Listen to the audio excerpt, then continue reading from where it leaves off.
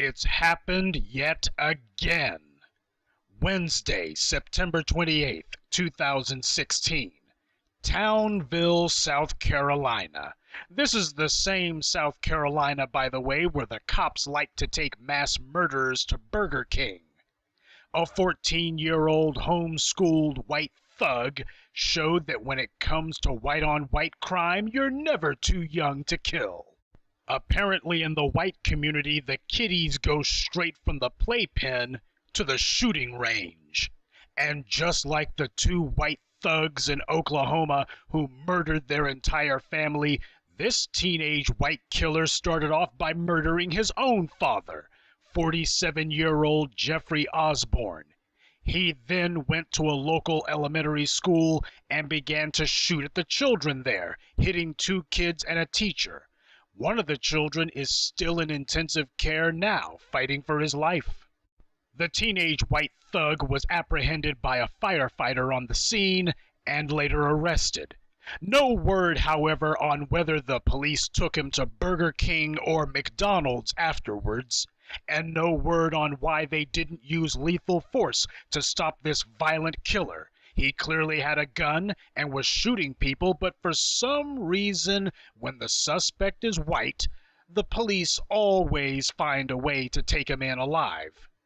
There is no law that keeps the white media from mentioning the shooter's name or showing his face, but they're choosing not to because he's white, and white legal immunity trumps all law.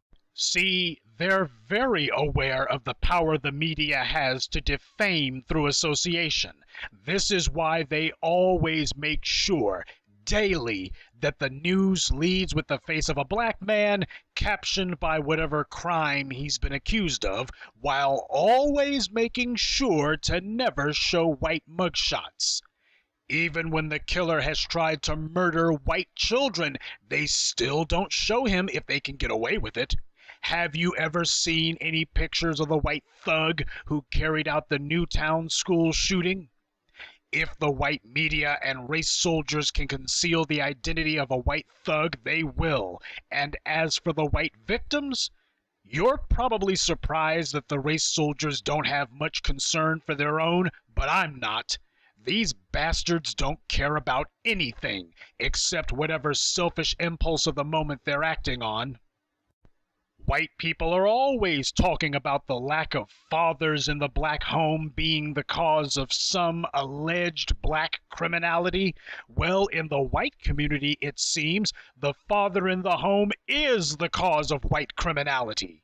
White people have all the money, all the creature comforts, all the financial and personal security in the world, and yet they still run out and commit crimes. And worse than that, they commit the worst crimes, like this. It seems that there's no factor that can stop or even reduce white criminality. A two-parent home has no influence whatsoever over their rampant violence which they take out into the community. And no matter the mountain of white criminality that presents itself daily, they still refuse to admit that they have a problem, and a serious one. That there is a total failure of citizenship in the white community that they refuse to address. It's one thing for a child to kill a parent, because that could be owing to any number of personal incidences, but to then go out to an elementary school and shoot total strangers at random? This is yet another white male who decided to kill people to become famous. White people are the only ones who do this. No other group or demo thinks that murdering innocent people is a great way to get your 15 minutes of fame. But white people also know that the injustice system is staffed by their family members and other white well-wishers, and that they'll get a slap on the wrist no matter how heinous their crime. This conditions them to believe anything they do is okay. We don't know much about the shooter because the white media isn't telling us. They've had no problem digging up dirt on Trayvon Martin, even going so far as to file lawsuits to find out if he'd had any prior brushes with the law. And he was the victim of a murder. But when it comes to white teenagers who are usually the ones committing the murders, the white media is totally uninterested in whether they've done this kind of thing before. The same way the race soldier police don't care about the breaking of the law and see their job as carrying out a race war on blacks, so the white media doesn't care about news or the truth. They clearly understand their job as justifying the killing of black people. The United States is a shooting gallery, a place where bullets fly constantly, and it's predominantly white people doing the shooting. There's no place in the country that is safe from white criminality. Not a school, not a restaurant, not a courthouse, not a highway, not even a church. When will there finally be common sense legislation aimed at stopping this lawlessness? White privilege keeps us from targeting the murderers because the police and legislatures are full of other white people who clearly think that protecting white privilege is more important than protecting white lives. This punk wasn't the result of a bad childhood. He's not extraordinary at all. He is a typical white male in America, no different than the ones you find on your job before they shoot the place up, or your local police department before they kill an unarmed citizen. He grew up with no one ever telling him that he was wrong, everyone making excuses for every bad thing he's ever done, so he decided to do something really bad. White people target elementary schools, daycare centers, churches, everything.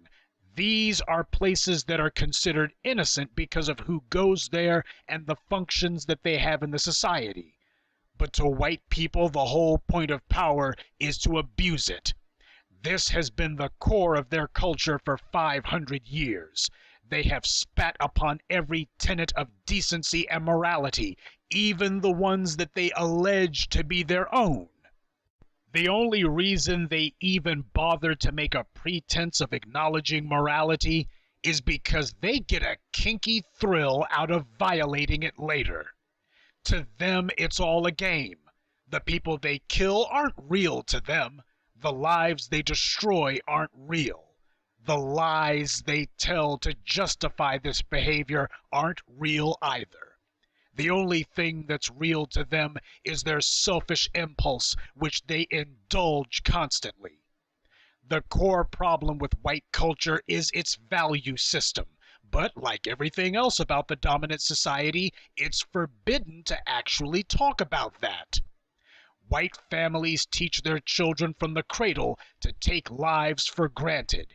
You and I recognize this for what it is, psychopathic narcissism.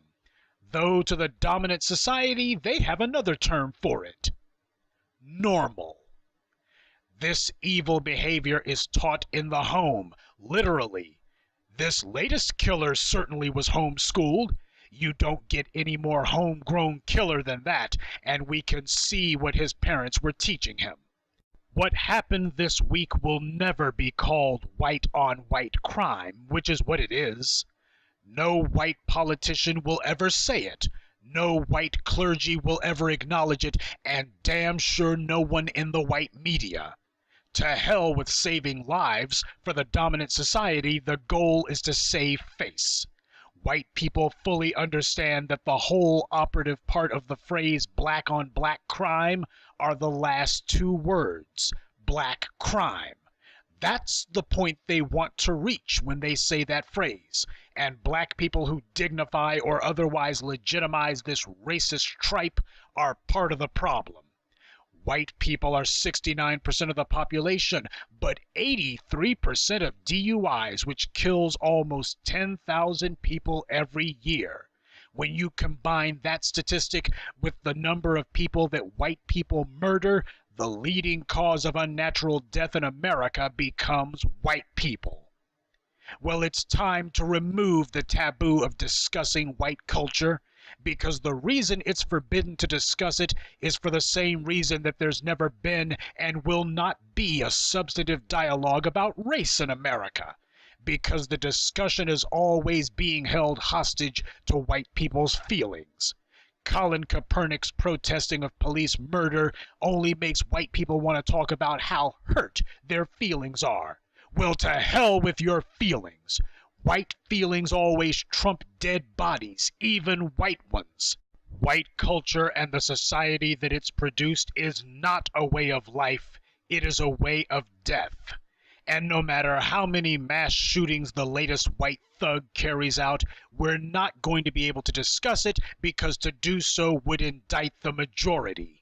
So no matter how many white people cry for the cameras after the latest white thug shoots up the place, no matter how much weeping they do before Congress, no matter how many calls for gun reform they make, it will always mean nothing. White people are simply too dense to understand that the reason their pleas are ignored is because they're flying in the face of white culture. White people will never abandon their gun fetish because that is what gave them their position in the world that they so love to abuse. The gun gave the white man his place in the world, and as we see daily, it's the way he intends to keep it. White people's right to live means nothing compared to their right to kill. The dominant society cannot reflect upon white gun violence because they've never reflected on anything. They keep demanding that we just drop the subject and move on, without ever acknowledging what it is we're moving on from, and certainly without saying that they're sorry. When Abraham Lincoln said, "With malice towards none," this was white people yet again trying the old no harm, no foul dodge. Can't we just move on? Honest Abe probably thought that he was pretty slick until he became a victim of white-on-white crime, and it's no accident that he died by gunfire. Every assassination or attempted assassination of a U.S. president has been white-on-white crime, and yet none of them have the courage to say that. You want to reduce gun violence in America? Let's start with the people who own the most guns in the country and have shown the least concern for human life. Let's start with the people who have shown they are willing to kill anyone, everyone, anywhere, anytime. Let's start with the people who have made it necessary to install metal detectors in nearly every public place. We don't have metal detectors at City Hall or the courthouse because black people are shooting these places up. It's because white people are. Schools have metal detectors because white kids keep showing up for class armed to the teeth and shooting their classmates, like this latest thug did this week. Churches will soon have to install them because to white people, nothing is sacred, except their privilege. That is where this perverted obsession with so-called black criminality comes from. White people will do anything to avoid looking at their own because they realize that even with all the perks in life, with mostly two-parent homes, though the way things are trending not for much longer, with every possible economic guarantee and social advantage, they still are the most maladjusted, least self-disciplined, and most violent-prone portion of the society. Black people don't have a crime problem. We don't have a drug problem. We don't even have a fatherless problem. The only thing we have is an economic and political deprivation problem.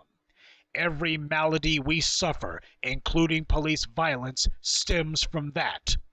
White supremacy wouldn't even be an issue for us if we had our economic and political game in order. Everyone knows this. White politicians and pundits certainly know it, which is why they craft entire rafts of legislation to attack us. Why they constantly work to undermine any and all would-be black entrepreneurs who they didn't set up. Why they fraudulently use zoning codes, trumped-up charges, illegal defamation campaigns in the white media to attack black businessmen who don't toe the white supremacist line. White supremacy's power lies in its economy. To crush them, you'll need an economy of your own. guided by a political will determined to do what's necessary to secure your safety and power.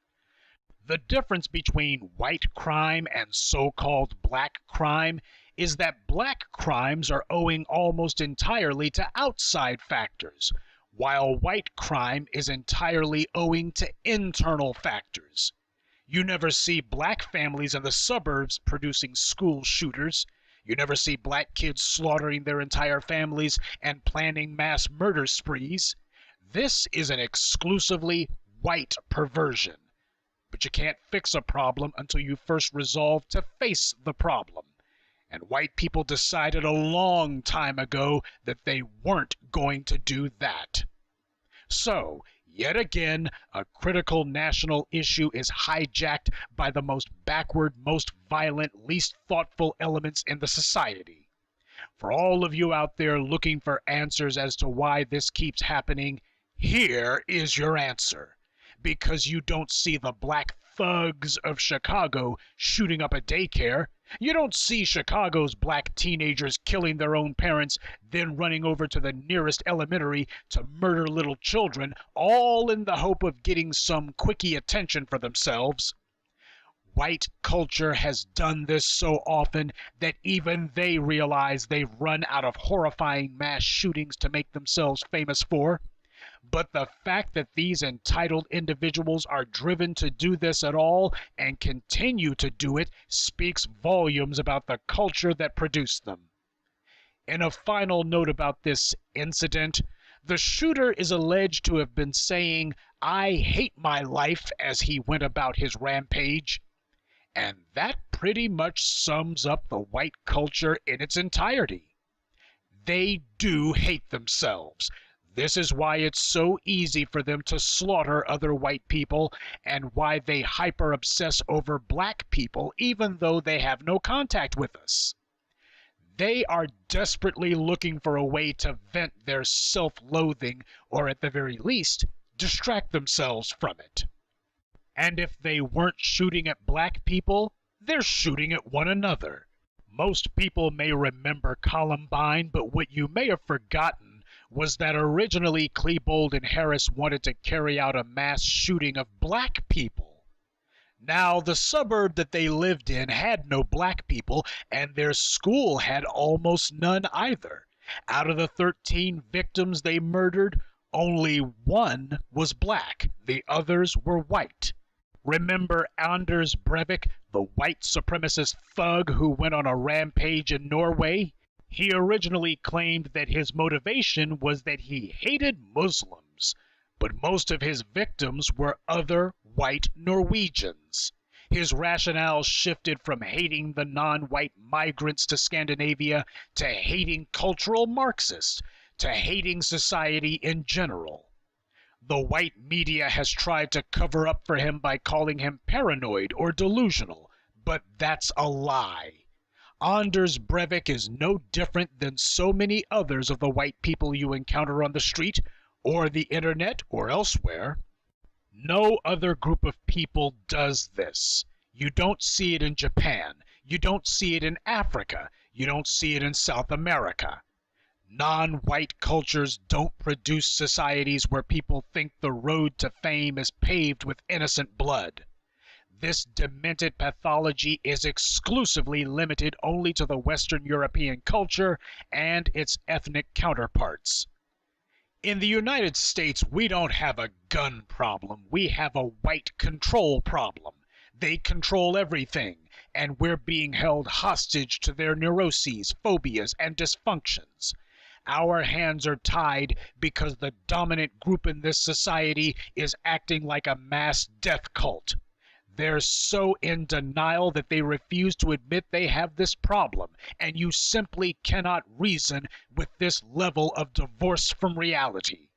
So, the bodies continue to pile up, as do the excuses. Frankly, I'm numb to it. If white people can't be bothered to stop slaughtering their own children, I certainly won't fret about it. And I won't let the racist white media tell me that I should be shedding tears either. You can't clean up a mess that likes being dirty. and you can't get liars to face the truth either. And so, it won't be long at all before I have to report to you about yet another tragedy in the self-inflicted, exclusively white genocide of white on white crime.